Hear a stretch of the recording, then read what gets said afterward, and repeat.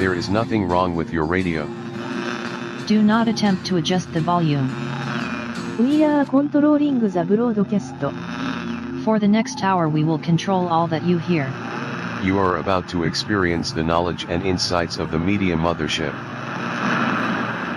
All right, welcome to Media Mothership here on Edge Radio Studios in Nipaluna, Hobart, Tasmania. On this show, we explore how media can shape our understanding of the world around us. I am your host, Dr. Craig. I'm joined by the experts from Edge Radio's other show, Mental Connections, Wendy and Nicholas, masters extraordinaire of all things connected to mentalness, if I can alliterate like that.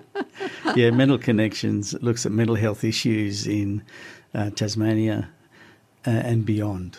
So I'm getting you to put a slightly different hat on for this show, which will be your adventures overseas and interstate as you've explored the world around us, and in particular where media, popular culture, movies, television, novels have overlapped with those travels.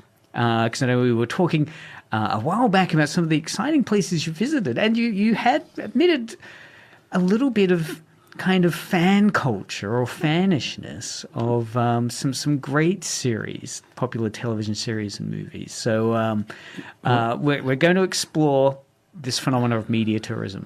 Well, I think we should start with Wendy. She did some trips to the United States and overseas, the UK, before we met. So Universal Studios might be a good place to start. Universal Studios. All right, so maybe I should play like this theme. Let me try to play a theme song that might get people slightly in the mood for where you're about to transport us. We'll see if people at home can guess what we're hearing. So, yes. I'm wanting to say danger, Will Robinson. The menacing, fantastic orchestration of Jaws. Yes. So what happened? Because what year, what dates was this that you... It was end of 82, early 1983. So I was young and I was with my mum and dad and my little sister. And we went to the US and on a guided tour, and included on the tour were a number of wonderful opportunities such as Universal Studios and Disneyland at Anaheim. Wow.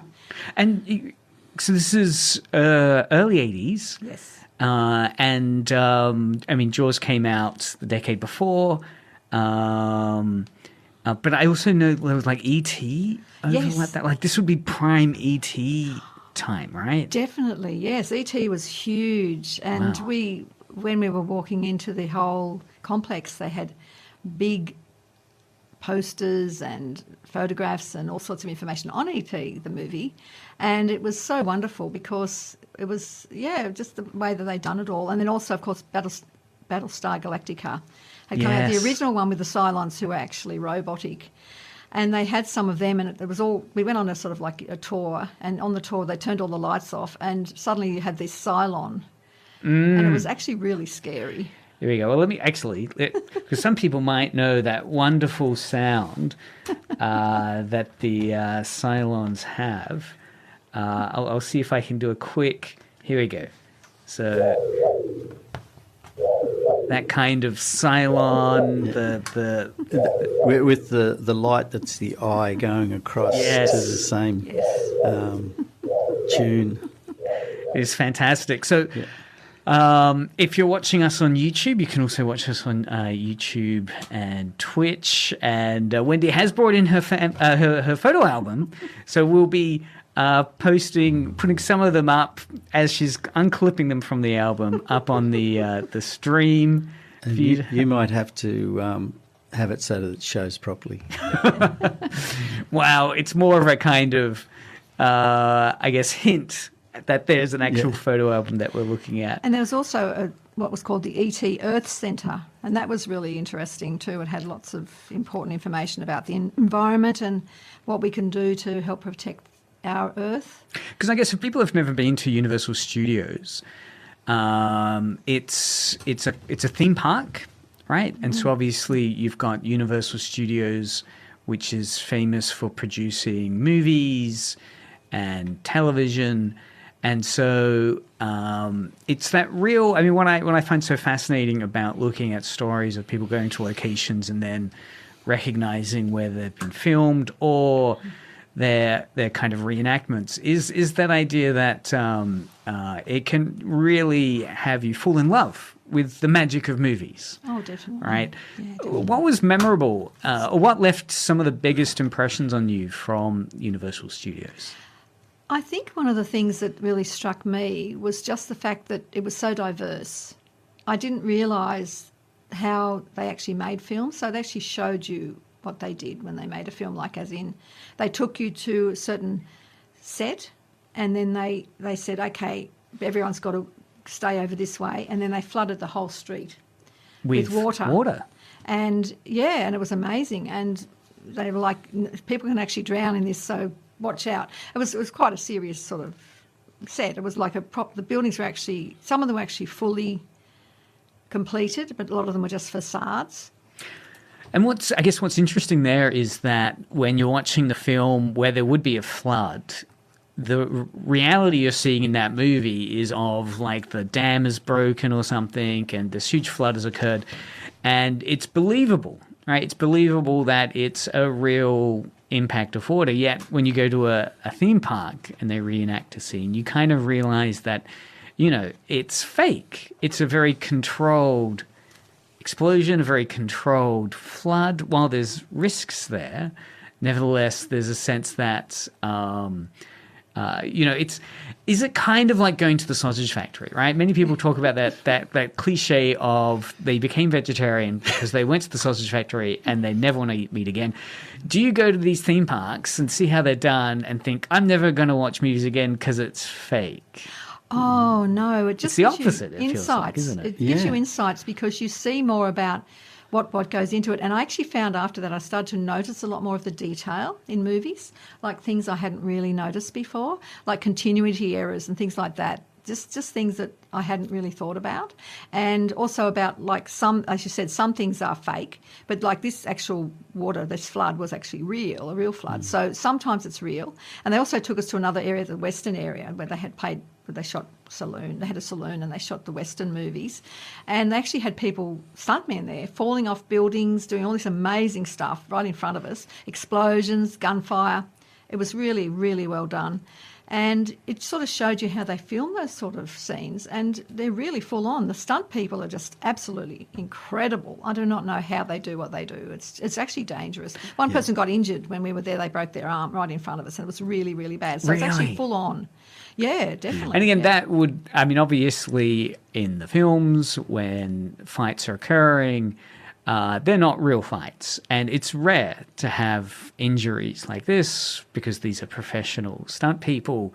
And again, much like that idea of on cinema, when we're watching that action, the Western hero land a punch and the villain goes over the second story of the saloon or something and falls down on the ground, it looks kind of really bad in terms of like the villain is going to die, he's going to fall down, that was a real punch. You know, you're convinced by the violence. Yes. But the reality sometimes is that to get to that stage, they've had to practice it. Yeah. And maybe in practice someone's been injured. And maybe sometimes they have a wire attached to them and protecting them in that way. And maybe other times they don't have any wire and they land in a funny way or they cop a hit they didn't expect to get. So to me it reminds me a little bit of the wrestling where, okay, it's a script, but these people actually get hurt and they put up with the hurt. But if that pain occurs, they've kind of, it's interesting because they're meant to look like they're in pain. If they actually are in pain, something's gone wrong, right? Something's gone wrong. Someone's done something that shouldn't have happened. I remember Jackie Chan broke his foot and kept going, put a cast on and kept going. right? So Yeah, but they have genuine injuries. So what I was going to say, though, about this, these were stunt people who'd done this scene many, many times before.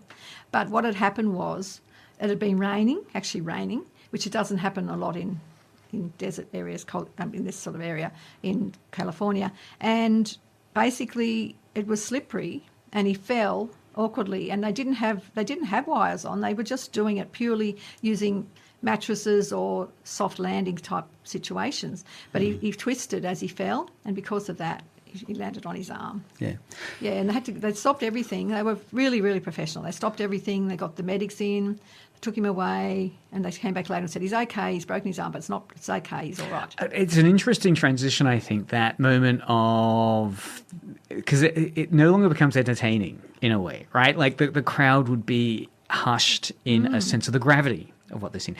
It's not entertaining anymore. So again, it is that really fascinating tension when you're going to see how the movies are made, and it's a very safe space, and you're seeing how it's very fake. But that's the entertainment of it, right? Yes. We're given permission to enjoy this because we're not really seeing a shark eat someone. No. It's all fake. We're not really seeing someone die. It's a fake gun with a fake bullet. So when we do see someone get injured in a theme park space, a performer, it's really fascinating how it's the same concept in terms of we've seen, the kind of body be hit by something, but in this case, it's the real consequences of it rather than, and he stands up and walks away because it's fake. Instead, the ambulance comes, the stretcher comes, and it's a fascinating little philosophical moment almost in terms of... But it does happen a lot to stunt people and to the full-on screen actors as well, that they can get hurt and some of them even die. It's really serious stuff that they do. It is. And the water going down the street reminds me of a theatre in Paris. 1980 was the first time I'd gone overseas, and we went to France and we were in Paris, and we went to the Lido and saw a show in the Lido. And in that show they had a number of different scenes. One scene was some ice skaters came up from the floor. Oh, wow. And they skated on the ice. And then later on that went down. Then they had, I think it was a scene from the Mikado, but I might be wrong with this, and they had the singing and they had the bridge, and the performers are on the bridge, and all of a sudden the bridge started to shake, and then the bridge collapsed and all this water came in, tons of water. Right. Not deliberately. This was part of the it was act. part of the act. And you think, where do the tons of water come from? Where do they go?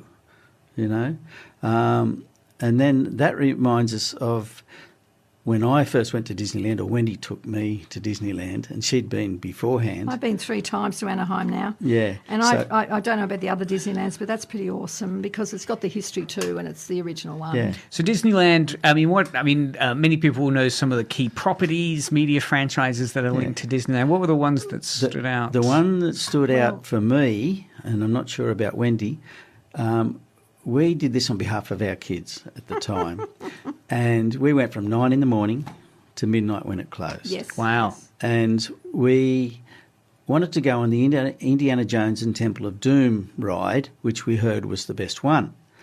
And when we arrived, we went on a couple of little ones like Pinocchio and It's a Small World. Right. Yep. And then there was a big sign that said, it told you how long the wait was with each of them. And Indiana Jones and Temple of Doom was a 15-minute wait, and we hadn't more than 5 minutes was the most for us up to then. We said, no, we're not going to wait that long. Then the next time you go past the sign, it's like an hour. And then the next time it's an hour and a half, etc. In the end, it was just before midnight that we finally, actually an hour or so before midnight, we got into the line. And eventually we got to the front of the line. And we'd been in that, the snake thing like you have at the airport. Yes, those kind of queues which, kind of go back and forth. So we're in there between an hour and 2 hours. And by the time we got to the end of it, I thought, well, maybe that is the experience. Almost like a museum walk trip. And in the end, you had these great big doors, but the doors open, so you go in, and it's this monstrous big vehicle that'll fit 4 people across the front, and then there's 3 seats, and then I was the driver of this Jeep. All right, so the seat you were in happened to have like a fake steering wheel. Yeah, fake steering wheel. You had no control over it at all. Nice. No, I had the control. No, there was no control. So anyway, and the very first scene, you're going in, and you remember the boulder scene where the boulders come yes, at them? the classic Raiders of the Lost Ark. And logically, you know that you're safe, right? The boulder's not going to get me and everyone else that's with us. But you're thinking, well, how's this going to happen? And all of a sudden, we dropped and we're on rails and we go underneath the boulder. And that was the start of the ride. And it goes for like a couple of minutes. And it's a real rush all of the way. And then you get to the end of it and you think, yeah, it was worth 1 to 2 hours wait to get to the 2-minute ride.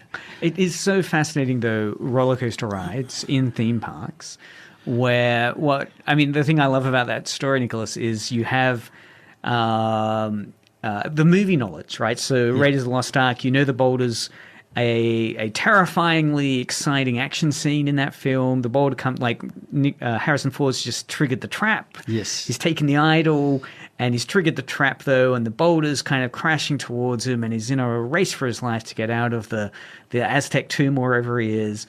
And it's thrilling. And what's fascinating, I guess, about that roller coaster ride is that, or type of roller coaster ride, is that it's kind of reenacting that scene in a way that's really immersive for you, right? That logically, you were saying, like, logically, you know you're safe, right? You're in this very protected car, and you know that the steering wheel's fake and you don't have any control. But nevertheless, the adrenaline starts kicking in, right? Much. Because you're describing the roller coaster suddenly plummets down, so that whole physical feeling. You're on a steep hill that goes underneath the boulder. And the psychology of that must be fascinating. I mean, to wire someone up and monitor their brain patterns as they're in. And what's interesting, again, is, that there's that kind of storytelling overlap, that it's not just a roller coaster, it's a roller coaster at Indiana Jones, where your, kind of fanishness of the props of Indiana Jones also kind of overlaps with how you're feeling.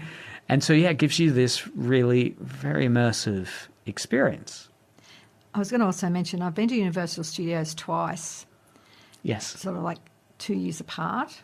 And it was different each time. Like it hadn't, some things were similar or the same, but E.T. had taken on a life of its own by then. So we actually had one of the members of our group who was chosen to get on the bicycle and fly with a green screen behind them and fly with E.T. in the front of the bicycle basket, and that was pretty cool. And then they also had other things, like they had a room that actually could rotate, and they actually had someone sit in this chair, and they actually secured in with a seat belt, sort of a safety belt, and they actually turned it so that they were sort of like turning, not completely upside down, but just to the side, and they showed you how they filmed certain scenes using that sort of technology and that sort of idea. And nothing moves except for the actual room moves. Everything is so solidly planted in the room. Yes. And nothing moves except the person's hair. So they have to be careful. They said they had to do certain things to people's hair to make sure that didn't look obvious and things like that. So really interesting. I mean, again, it returns to that fascinating point that we can suspend disbelief when we're watching the film, and filmmakers go to great lengths to ensure that our disbelief is suspended, right, as you were saying, in that performance space, making sure the hair doesn't move to give away that this is all fake and that actually it's the room moving or they're moving and the room staying still. Yet it doesn't, again, trigger that kind of sausage factory vegetarian moment. Instead, it's like it sounds like you really enjoyed films further. There are also examples of art imitating life. And one example of that for us was the Pirates of the Caribbean ride.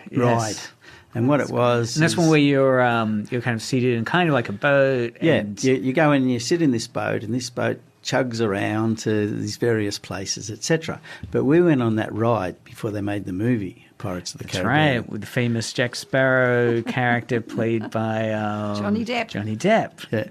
Yeah. So the actual ride preceded the movie, whereas some of the others, it's the movie that precedes the ride. And people were saying, how can a theme park ride be a movie, right? Say with board games, like they did the Battleship movie. True. Based on the board game.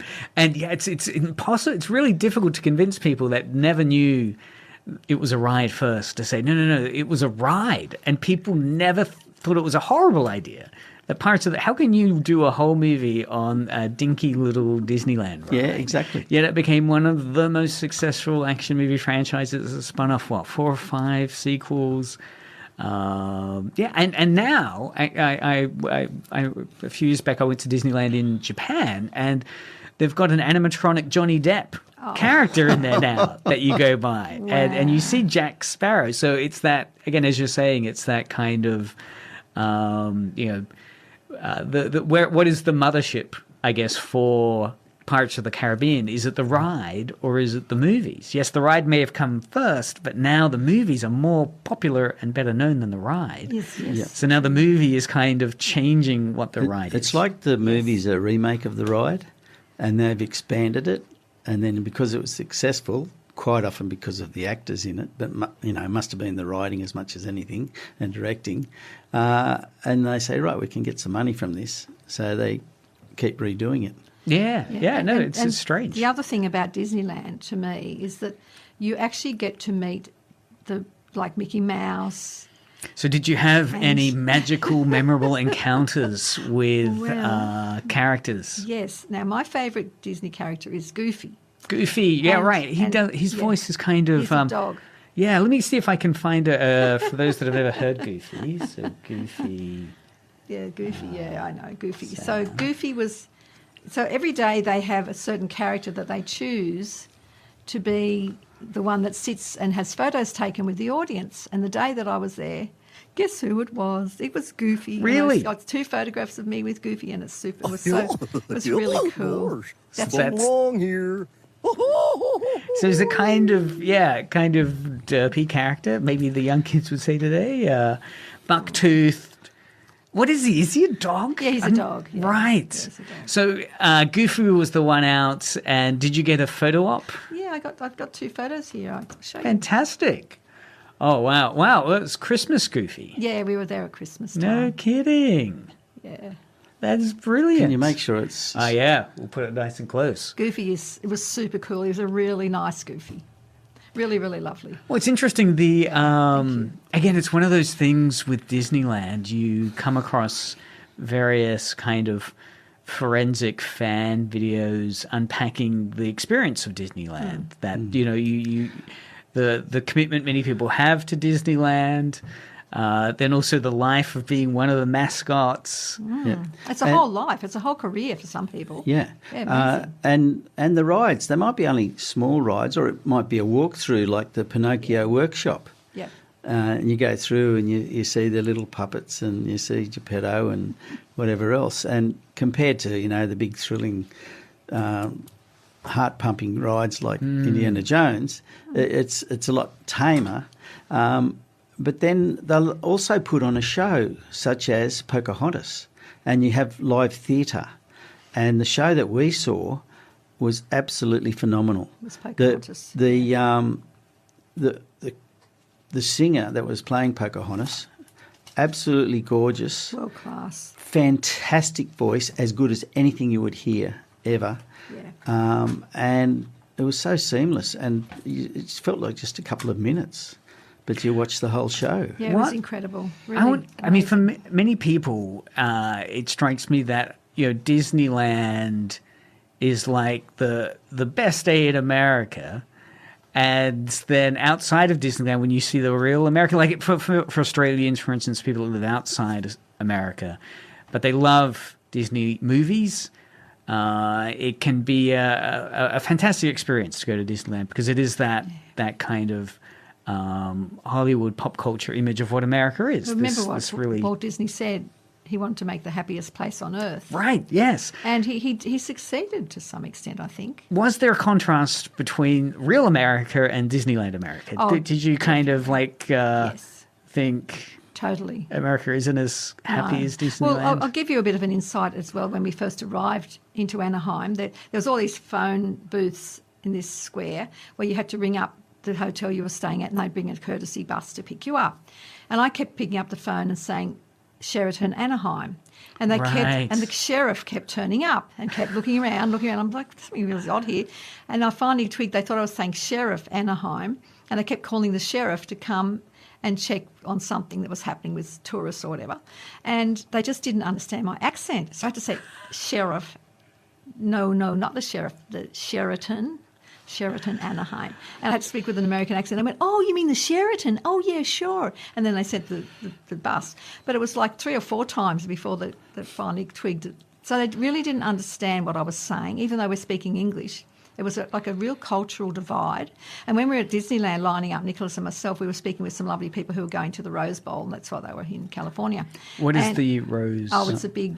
It's a lead up to the Super Bowl. Yeah. And what happens is in gridiron America is the football, American American gridiron or Huge. American football. They have what they call conferences because America's so big and you've got to travel so far and there's a big population.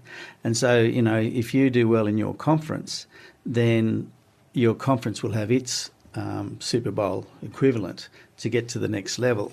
And the Rose Bowl is the California Right. conference or whatever. Yeah. And so, but these people are from Idaho. Yes. And they came to see their team. And I said the Play. word. I said, "Oh, look, we've been having heaps and heaps of fun, we've been doing heaps and stuff." And they just kept looking at me like really puzzled. And they finally said, "What's heaps? Is that some sort of vegetable?" And I'm like, "No, it means a lot. It means a lot." And they just couldn't get that concept that heaps meant a lot, like as in that was just a way of saying a lot of Yes. something. Yeah. And it was really interesting. There's just a difference in colloquialisms. Yes, It really and- showed us how you have to be so careful what you say. And Wendy's quite good when she travels because she'll slow down her speech and she will cut down on the words that she uses and doesn't use as many colloquial ones. Well, Whereas- that's why, because I found out the hard way, you Yeah. can't do it. It's Yeah, not the sheriff's gonna work. there, Yeah. and you don't Yeah. want to annoy sheriff. No, and I apologised.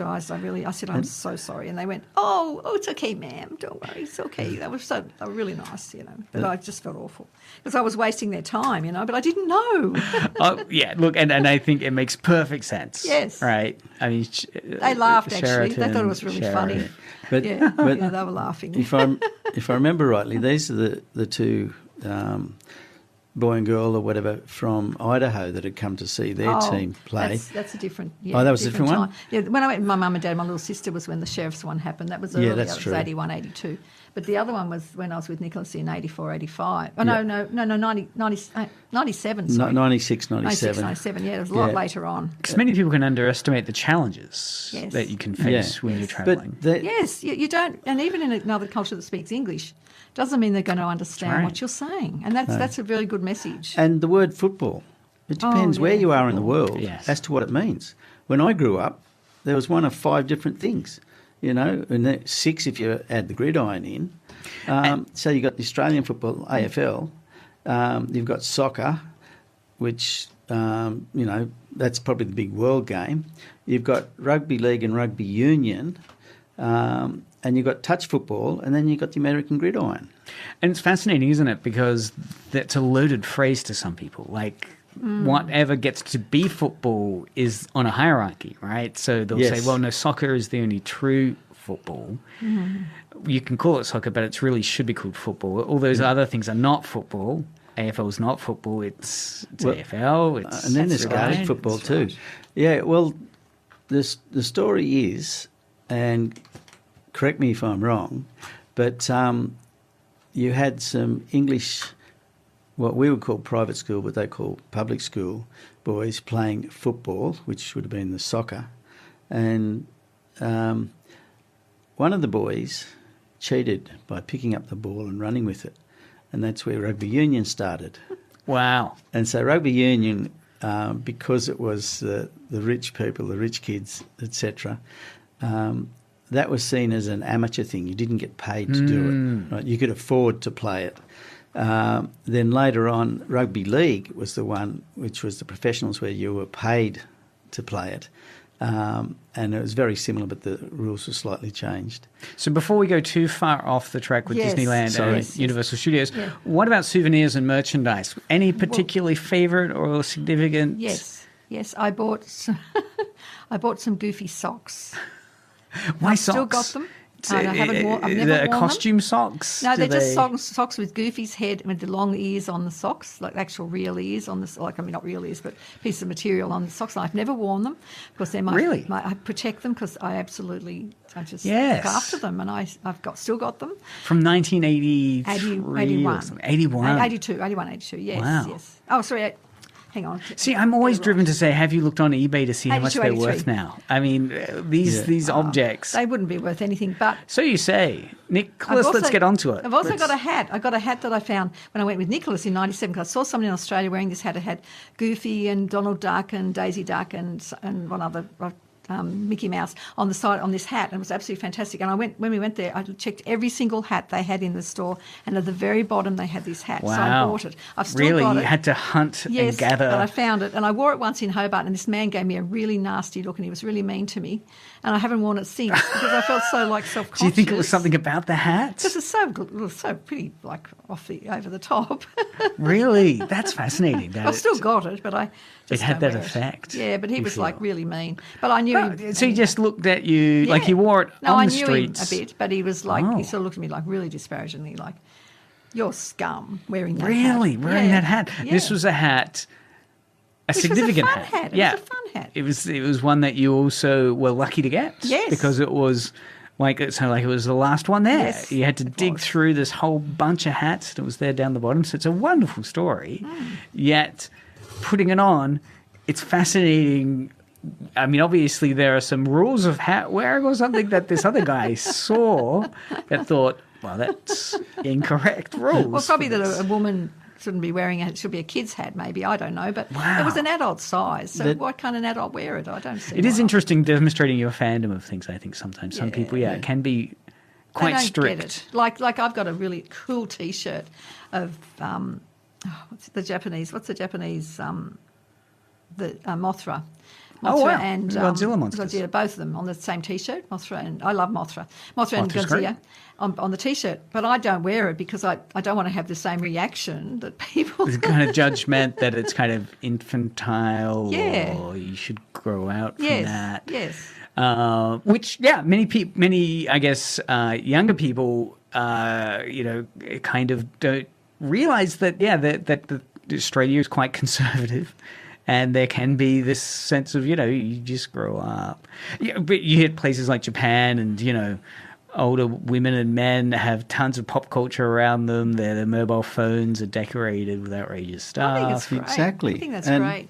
The one big thing of pop culture would probably be Doctor Who, and Cardiff for a Okay, period of right. So let's set the scene. We'll place the Doctor Who sounds Yeah, to make sure, because we're going to move on now. So this is Oh, so but I haven't mentioned Calico Town. We'll talk about that later.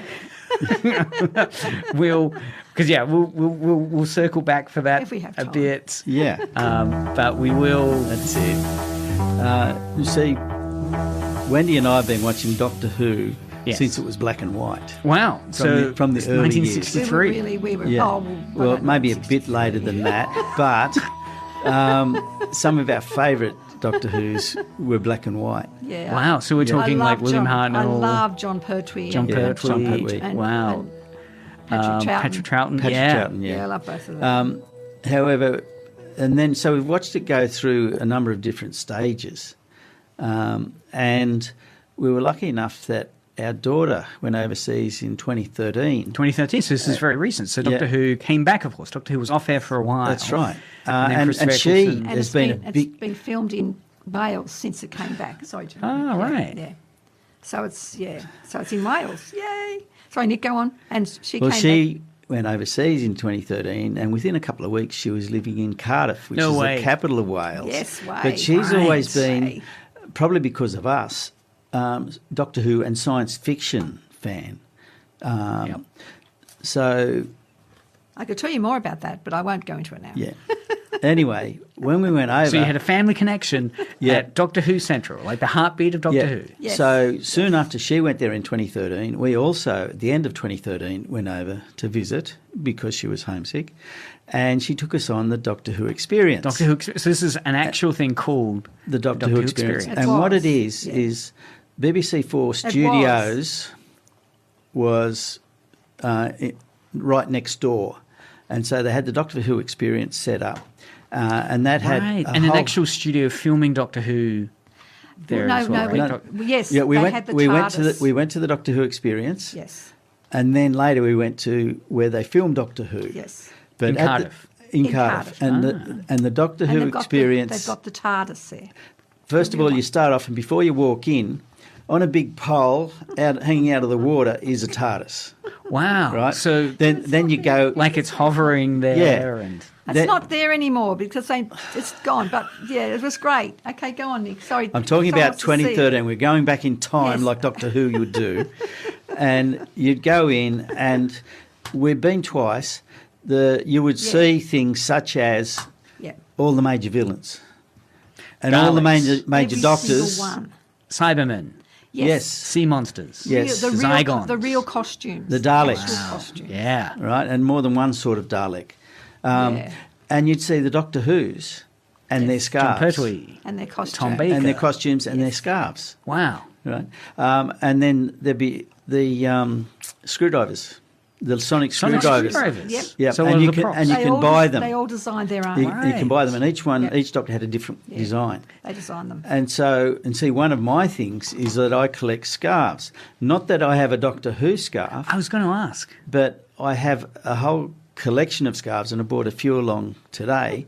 The one I have here is my favourite one, which is from Peru. Yes, beautiful, multicolored Peruvian. And Wendy might remember because her sister bought it, one back for her and one back for me.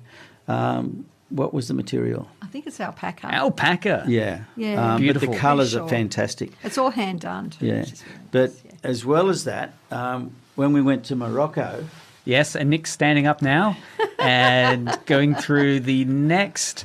So if you do want to see this, you can always jump on YouTube. An interesting grey. yes, It doesn't look that exciting, but it's absolutely the most soft Really? material. It's Oh, absolutely right. amazing. Right. So it's a very Beautiful. tactile, Careful. tangible experience. yeah, and the one that we saw, But Craig, we went to a special place. I'm just trying to look for the it says cashmere. It is Cashmere. cashmere. Yeah. yes. Wow, how much But- is that on eBay? Let's Well- find out. It looks gorgeous. So where's this from? This is Yes, from this is Morocco. Morocco. Wow. So when we were in Morocco. They make a lot of Morocco. amazing things in Morocco. Morocco. It's We amazing. went to a place. Oh, I'll have to get the mic back on your mouth. Sorry, when we were in Morocco, and that's more recently. Yeah. There was a place that we went to where they did the dyeing of the materials from 2,000 years ago. Right, The so it's big- the same type of technique they used 2,000 years ago. These big vats, where we were up on, say, the 4th or 5th floor looking down Wow.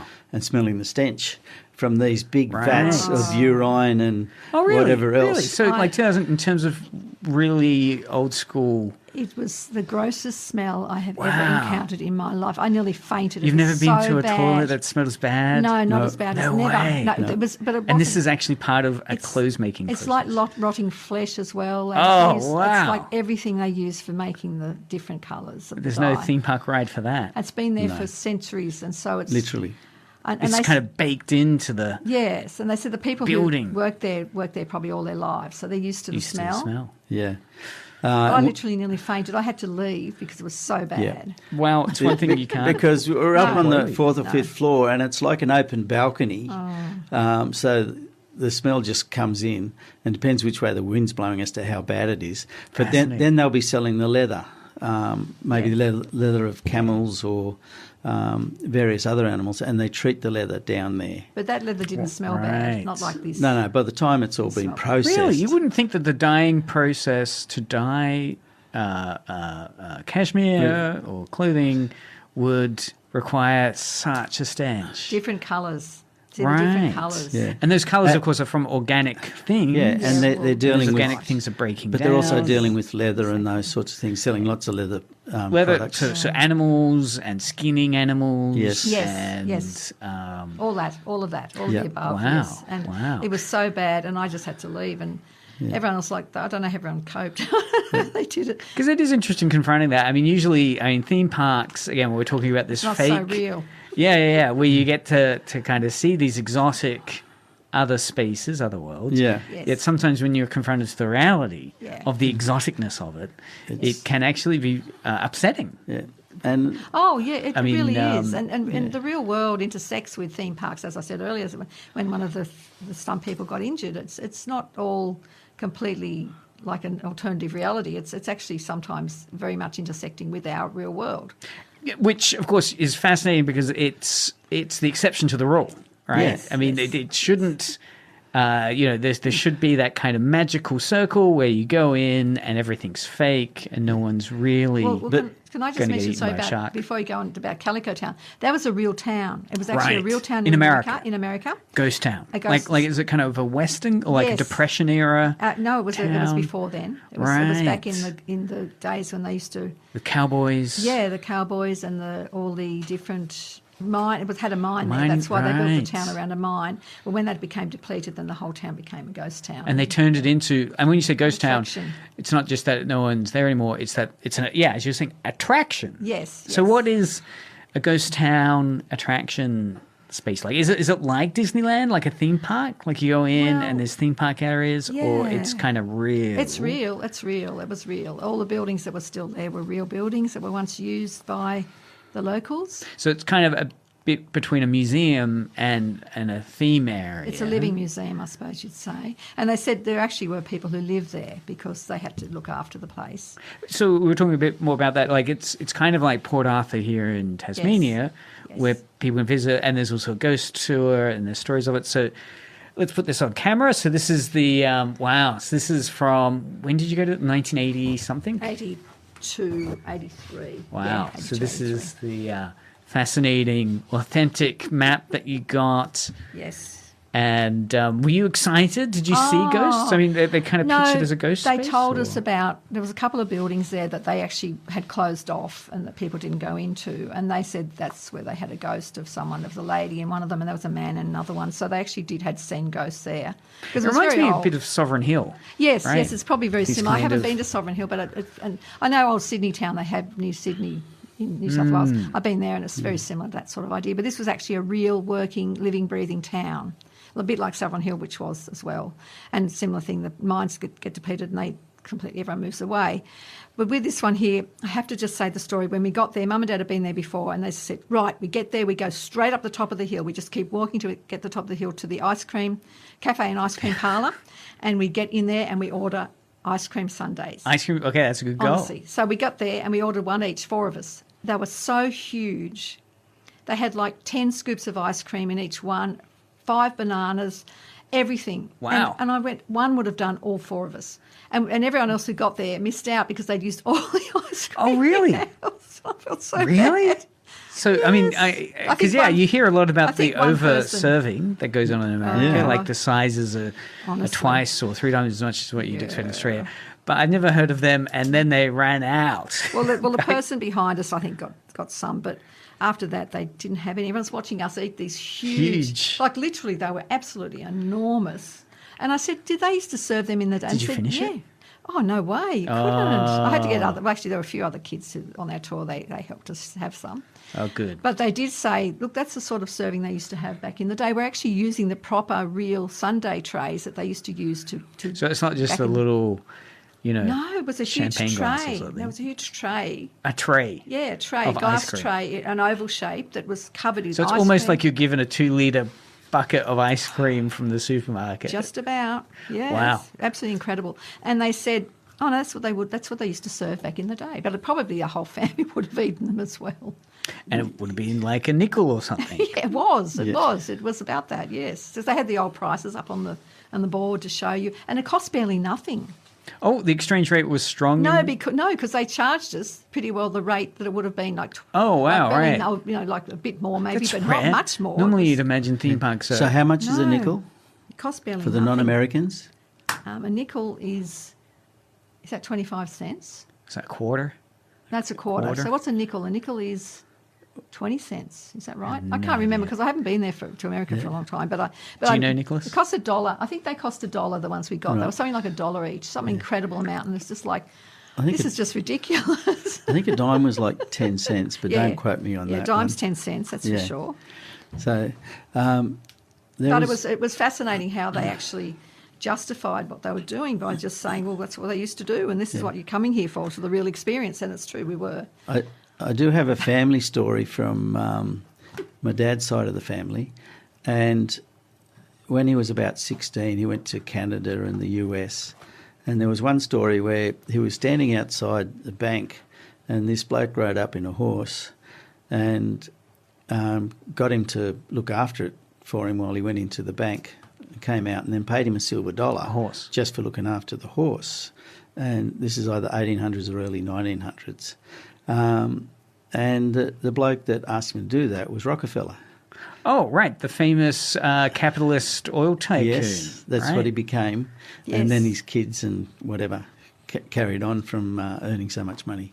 But getting back to Doctor Who, when we went to the BBC 4 studio, we got to actually stand on the TARDIS. That was the current TARDIS at the time. And you mean like everyone knows the blue box? Yes, the police box inside the blue box right. where it's bigger. So they have you had the inside central, part? you had the central part, and you could walk right around it and had all the gadgets that were there. And then when we went downstairs, And did it look like it does on TV? yes, Or did it look exactly, smaller? No, did it look more exactly, broken? Did it exactly look the same, faker? same colours, same size. But every doctor has their own TARDIS as well. So they changed the TARDIS for each doctor. Yeah. And this was the one for Matt Smith that we saw. Which is, I'm trying to remember, it's like kind of chrome, 2015. Yeah, it had colour, had a lot and of orange. orange. Yeah. And green, Yeah. yes, Yeah. a lot of that. And then we walked down the other side of the platform, and there was a big curtain there. And we said, you weren't supposed to What's behind the look curtain? on there. No. And had a look. Take a peek, Nicholas. Yeah. I did, and there was another TARDIS inside. No. Yeah. Spoilers. Yeah, so that spoiler was alert. the new TARDIS for the new Doctor. Yes. Because Yeah. It was going to be Peter. Matt Smith was leaving at that. Peter, what's his name? Peter Capaldi. Yeah. Yeah, Wow. that's it. And then Did they beat you? Did they say, No. "Hoy, what are you doing? We No. must wipe your But memory they now"? said no one's allowed to look behind the curtain. And did they because see the Nicholas new do it? doctor, The new doctor is in the building, Yeah. and it was Yeah. actually Oh. Peter Capaldi, and they didn't. And Nicholas saw him from the back, and he said, "I saw the new doctor." Wow, and no one. I didn't You didn't say- get caught I- out. I didn't They tell have- anyone. They told him to move away. Oh. but then we were able to see other bits and pieces from Doctor Who on the studio. How did you feel? Why did you look behind the curtain? Some people would be afraid I didn't- to look I behind didn't the look curtains. behind the Like, I don't want to get curtains. told I'm a off. scientist. I like experimenting. And if someone tells me something, Don't do that. No, yeah, especially don't do that. But I want to check for myself, is that what it's really like? So looking behind that curtain was an opportunity to See the TARDIS? in all of the TARDIS, like even the parts they don't want you to look Yes, at. yes. It gave Yeah, you well, this. it was the actual police box. Yes, but you they were could see building a about new TARDIS 20 metres away. as well. Yeah. So we knew there was a new doctor coming. But it was only a curtain. So curiosity didn't kill the cat. Oh, right. So It was just a But who curtain. else looked behind them? Was it just you? I did too because. Oh, Now So it comes out. This is the first time I've heard no, this I one. came to get him because I said they're telling you to get away from there. You're not allowed to be there. Oh, I didn't hear that. No, the security said, So you came get over. your husband. He's not allowed to be looking there. The And- doctor's there, or something. And you also then looked though. Oh no, I only saw so much as I saw. the Nicholas had it parts. open a bit. But there was some group of people there as well that he saw that I didn't look at. I didn't look at any of them. I just said, "Come now," because I deny all Saw knowledge. the back of Peter Capaldi. The new doctor was there. Did other people on the tour ask you what you'd seen? Were you kind of like, Yes. No. because you'd seen the forbidden? I was Yes, silent. they did. They did ask you. I said, "What did you see? What was it?" Oh, just a police box. He said, "Just a police." Really, box." you didn't disclose No. the fact that No. you'd Because seen. by this time, everyone else was sitting down, ready for a bit more of a talk. Yeah. Wow. And it didn't ruin the trip, right? They didn't ask you to leave. They didn't. No, they That's were very fascinating. good. They were very actually good about lovely. it. They were really Yeah. lovely about the fact he was so naughty. Well, I didn't hear the instructions. You see, Oh, because I was like the Because last that's one. why I had to go and get him because he didn't. I was the know last that he one wasn't supposed to down. look. Yeah. Yeah, we've got a few stories like that. Some of them don't end as well as this one did. Wow. Really? Wow. That ended pretty well. So did you They all keep did. that secret until after Yes. Peter Capaldi became the Doctor? Like, and then it tweaked that kept- actually from the back. We've pretty well kept Definitely. it till today. Yeah, we've kept it secret. Yes. Yeah. Definitely. Well, I'm And- sure and- you'll and be in fact, able to Nick go did- back. Spoiler In alert. fact, Nicholas didn't even know he was looking at the new doctor. It was only the security told me, get him away from there, the new doctor's in there. Oh. And I didn't tell him that because I told him later, but at the time he didn't know. But looking back Wow. now, he definitely saw him, yes. Yeah. Because I hadn't released the information, you see. It was a big, Right. big secret. So as you're saying, at the time, you didn't hear "Not Look Behind the Curtain." No. No, So Nicholas the others looked were over behind- there Yep, and heard you're at the that. end. And I'm sort of coming down the stairs, and it was only about 3 feet away was this curtain, so I just had a bit of a peek behind Was it mortifying to you to have someone like disobey? The security came up to me and said, can you get your husband Really? back?" Because the security weren't going to go near Nicholas. They No, thought this guy's no. dangerous. Yes, We're probably. not going to go near him.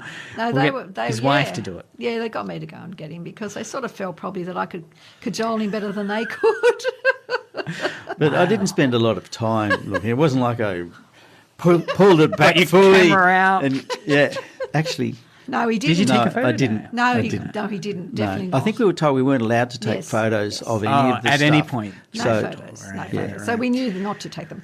But it was just one of those moments that if he had have known, he could have been the one who told the world. Oh yeah. Oh, and did you have a show on Edge Radio? You could have announced it here. Come No. back to Australia. No, not then. We didn't have one then. Our daughter did though. She Yeah. had one then. Yeah, Yeah, she could have had the scoop. Her and her two friends used to have Demystify Me, Back which in the beginning. now, Back in the training. now I think the ABC have got that name, but Yeah, they had the name To start with, beforehand. yes. Yes, so basically Well, we've we've got talked 2 about minutes a few left, things. so- We've talked about a few things today, but there's a lot of reasons why it's really important, I think, to find your own parts of the, I suppose, media that interest you and get involved if you can. Like Excellent advice. we love radio and we've gotten Yeah. involved in radio. And Well, this radio studio itself has appeared on television.